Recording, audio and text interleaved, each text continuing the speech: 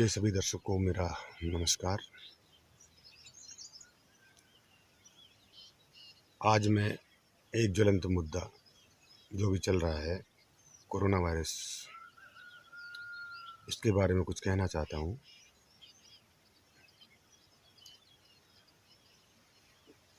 Virus कहाँ से आया ये मुद्दा नहीं है।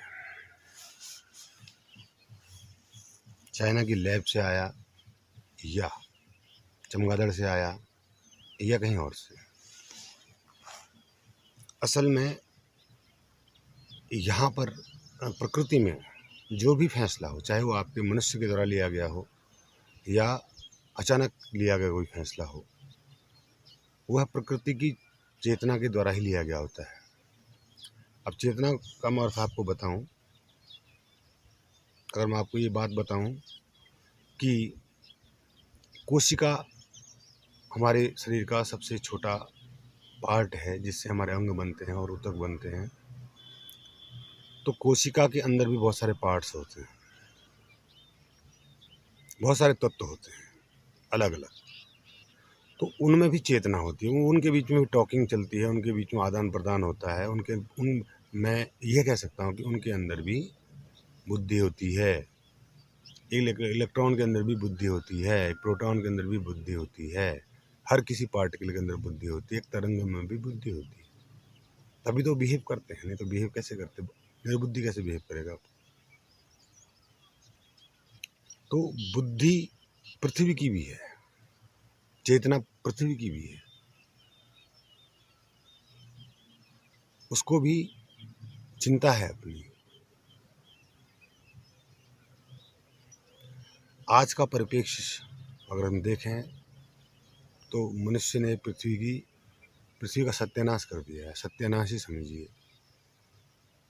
अभी जिस जगह मैं बैठा हूँ यहाँ देख रहा हूँ मैं, कभी ये जगह जब मैं बचपन में यहाँ आया करता था इतनी स्वच्छ हुआ करती थी। आज जगह जगह कांच की बोतलें आप देख सकते हैं, देखिए कांच की बोतलें, अद्धे पौए, बियर की बोतलें, कूड़ा कचरा सब भरा पड़ा है और किसी को कोई मतलब नहीं सफाई करने से। मैं करता हूँ लेकिन फिर वो वैसा ही बना देते हैं।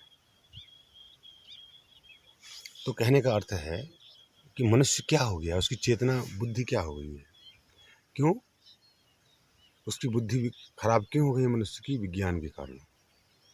विज्ञान की सुविधाएं उसके लिए अभिशाप बन गई है।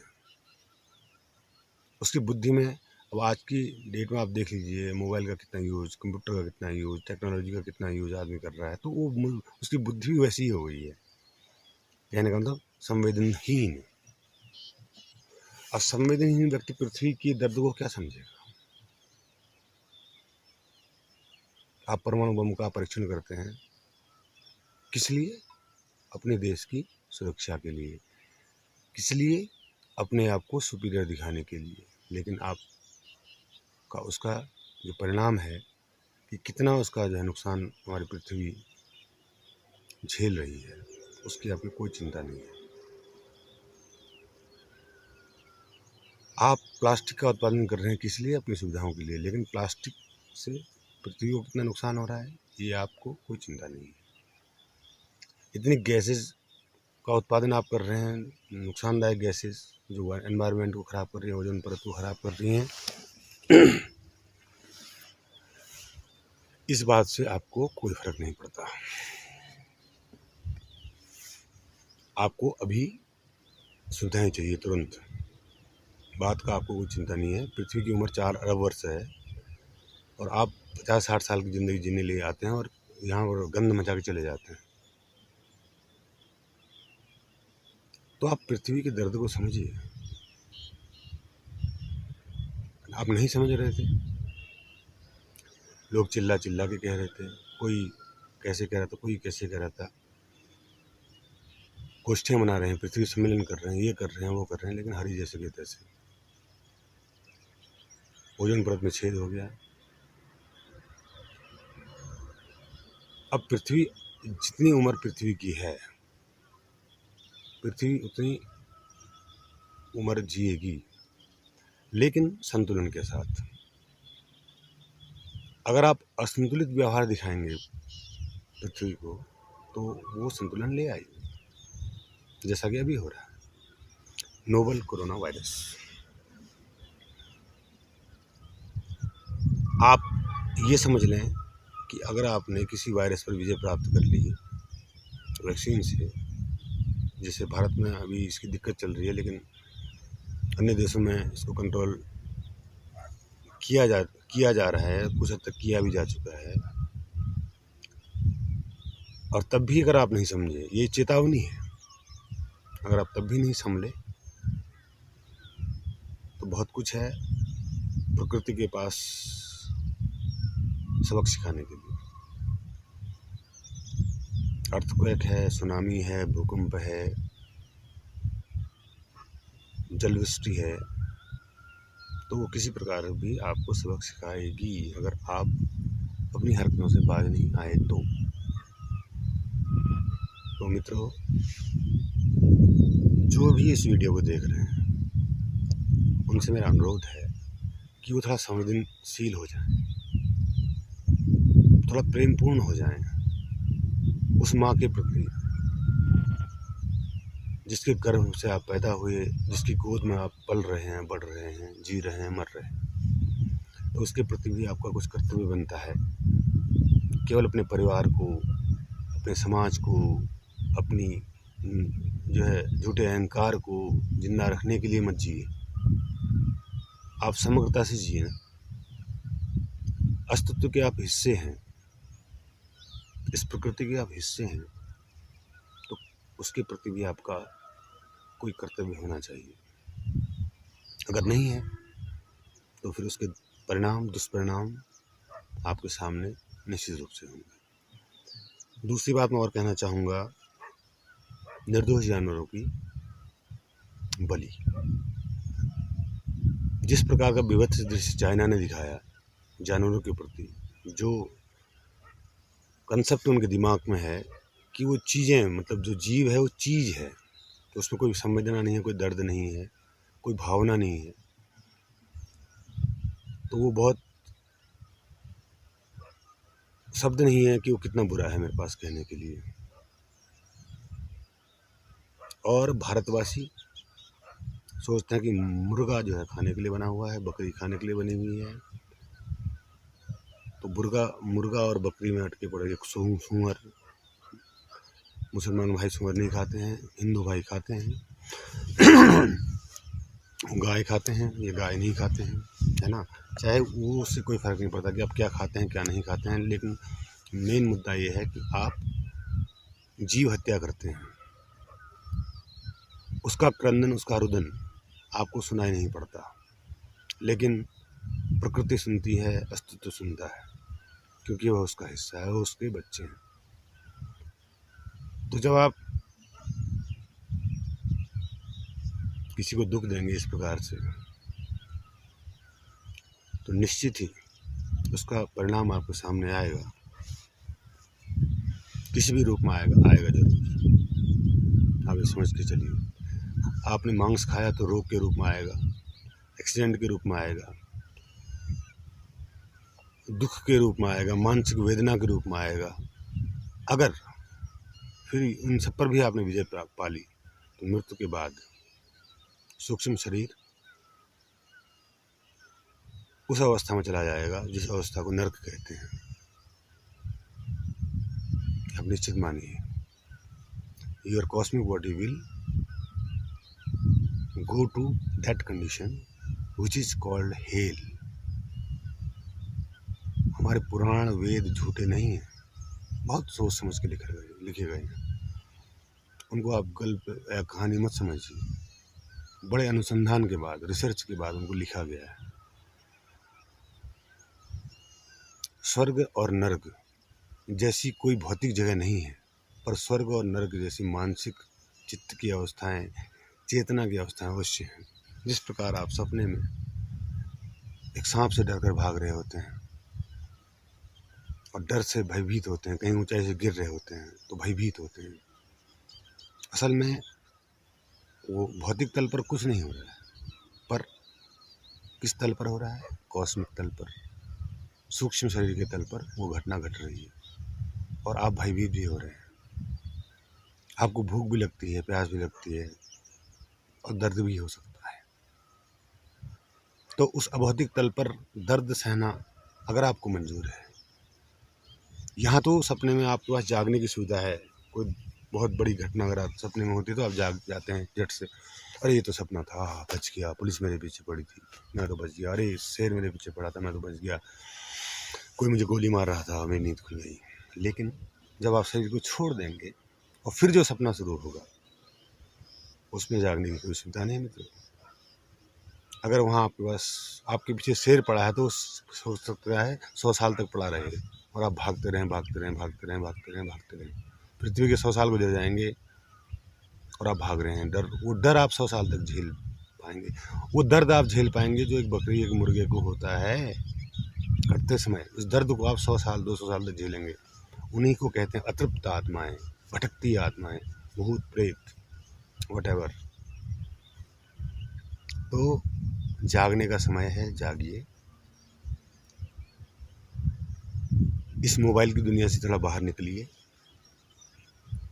थोड़ा प्रकृति में जाइए, वेदों में जाइए, पुराणों में जाइए, पढ़िए उनको, क्या लिखा है उनमें। भागवत पढ़िए, बुद्ध की पुस्तकें पढ़िए, महावीर की पुस्तकें पढ़िए, ऋषियों की पुस्तकें पढ़िए, उपनिषदों को पढ़िए। अगर ये सब पढ़ने का टाइम नहीं है तो ओशो को सुनिए।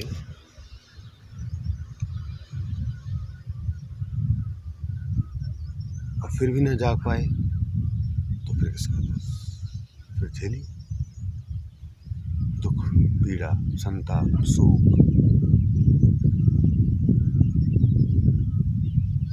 जैसे एक नाना पाटेकर की फिल्म में एक डायलॉग है, मैं तो जाग गया, लावेला डाल कपड़ा। वही मुझे याद आ रहा है, तुम कब जागोगे। अब तुम जो मुझे सुन रहे हैं उनको ऐसा लग रहा होगा कि बड़ा बन रहा है, नहीं लग रहा होगा ऐसा, बड़ा जाग गया। क्योंकि अहंकार है ना अंदर। अहंकार कभी स्वीकार नहीं करता कि कोई दूसरा जाग जाए। सोया हुआ आदमी कभी ये जो है स्वीकार नहीं करता कि दूसरा जाग जाए और मुझे भी जगाए। नींद बहुत प्यारी है और ये नींद प्यारी भी है और दुष्परिणाम भी देती है। आखिर कभी तो आपको जागना ही होगा, या यूं ही सोए रहोगे, यूं ही पीड़ा झेलते रहोगे। बुद्ध पागल थे कि संसार दुख है, दुख निवृत्ति के उपाय हैं, आर्य सत्य की घोषणा। पागल थे। संसार वाकई में दुख है। क्यों दुख है? ऐसे दुख नहीं है, जागकर दुख नहीं है, सोए हुए में दुख है। सपने में आप सपना देख रहे हैं और जागने का कोई मौका नहीं है। घर में कोई दुर्घटना घट गई,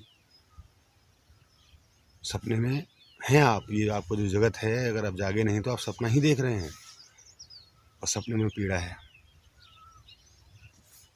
बच्चा मर गया, माँ मर गई, पत्नी मर गई, रो रहे हैं, क्रंदन है, दुख है, शराब पी रहे हैं, टेंशन है, फ्रस्ट्रेशन है। अगर जागे हुए होते तो कहते अरे ये तो सपना था, मैं क्यों रो रहा हूँ, पागल हूँ। उसी प्रकार से मेरे साथ अगर कैसी कुछ घटनाएं घट जाती है तो मैं यही कहता हूँ। मैं तो खैर थोड़ी देर के लिए भी इन्वॉल्व नहीं होता उन घटनाओं में। जब मेरी माँ मरी थी, माता जी में का देहांत हुआ था, तो रोने की बजाय मुझे हंसी आई थी।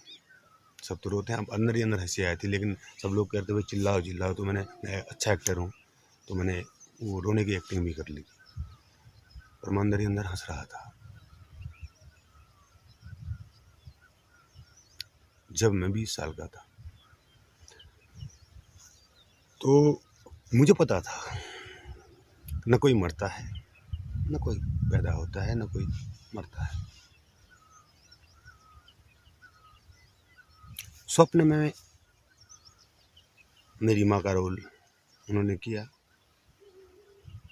स्वप्न में ही मैं उनका पुत्र बना, स्वप्न में ही सब घटनाएं घटी। जागरण में वो आज भी हैं।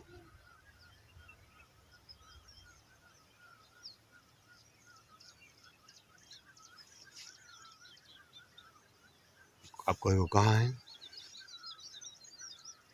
मैं उनसे मिल भी चुका हूँ, उनके मरने के बाद भी मैं उनसे मिल चुका हूँ, बात कर चुका हूँ। क्योंकि वो तो जागृत नहीं थी ना, वो तो सपने में ही मर गई। पर मैं अपनी जागरण शक्ति से उनसे मिला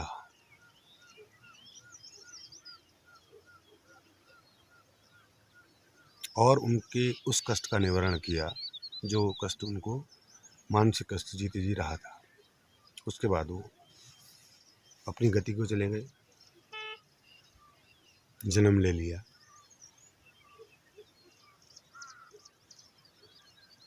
तो ये गहरी बातें हैं ये, क्योंकि ये बातें इसलिए कहना ज़्यादा उचित नहीं है कि इनके बारे में गहराई से कि कैसे हुआ है सब कुछ, क्या हुआ है, बहुत लंबी कहानी है और वो कहानी आपको ऐसे समझ में भी नहीं आएगी।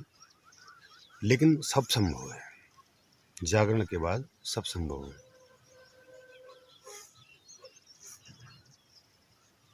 तो स्वप्न और जागृत अवस्था का मैंने आपको जो उदाहरण दिया, उस उदाहरण को जरा गहराई से विचार करिएगा। आपको भी निश्चित अंदर से वो संकल्प उठेगा कि मुझे भी जागना है। I have to awake.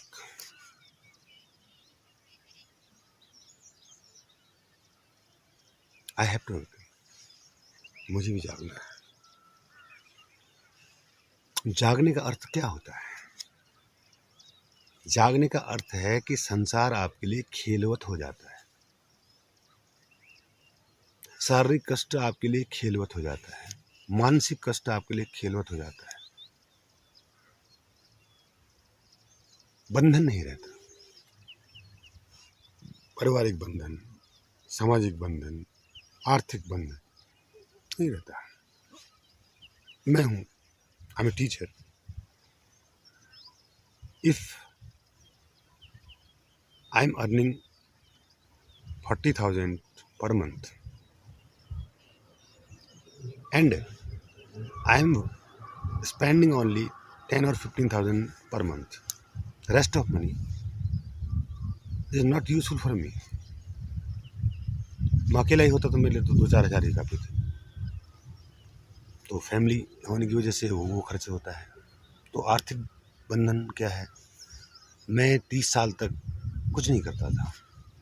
मैं 10 साल 21 साल 22 साल में अपनी एजुकेशन पूरी करने के बाद 22 साल में 1 साल माता जी के साथ रहा मैं उनकी इलाज के लिए, तो ब्रेक रहा मेरा।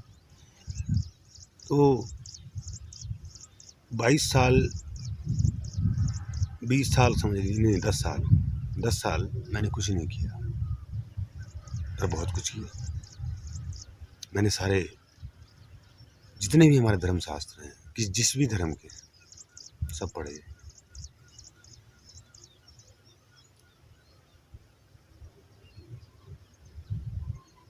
उन विधाओं पर प्रयोग भी किए, यंत्र तंत्र मंत्र,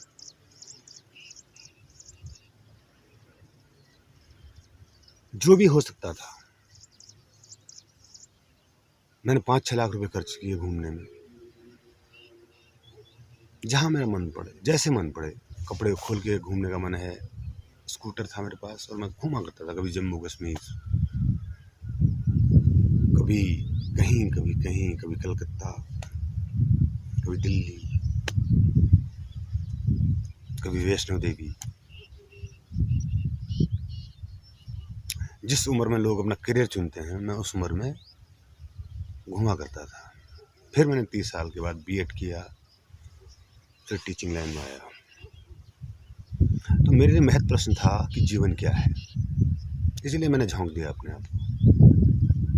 कमाना तो फिर भी हो जाएगा, क्योंकि शादी जब अकेला हूँ तो एक आदमी पढ़ा लिखा है, तो वो शादी तो मुद्दा ही नहीं था मेरे लिए लाइफ में। जब मुझे लगा कि हाँ इस अब एक लास्ट प्रैक्टिकल बचा है कि गृहस्थाश्रम को भी देख लिया जाए कि ये क्या है, इसमें क्या चुनौतियाँ हैं, इस स्वप्न में क्या रहस्य छुपा है। उस रहस्य को जानने के लिए मैंने शादी करी।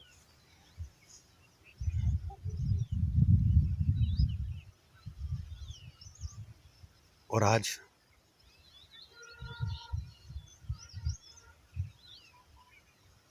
मैं ये अनुभव आपके साथ शेयर कर पा रहा हूँ।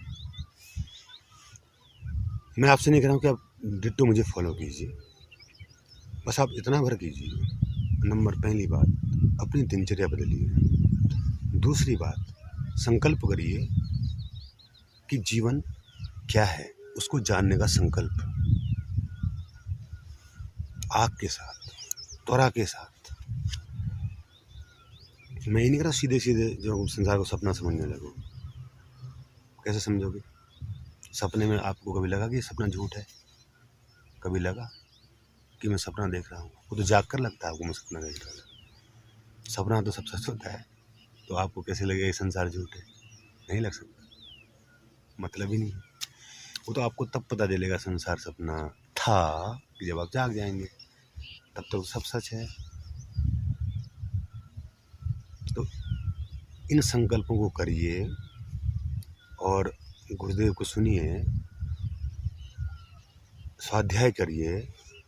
इन सब बातों को करने के बाद तब जाके धीरे धीरे धीरे धीरे आपके अंदर आपकी चेतना विकसित होगी और फिर रास्ता सुगम है। तो आज के लिए काफ़ी वीडियो लंबा हो जाएगा। आज के लिए इतना ही। मिलते हैं फिर दूसरे दर्शन में। तब तक के लिए सभी को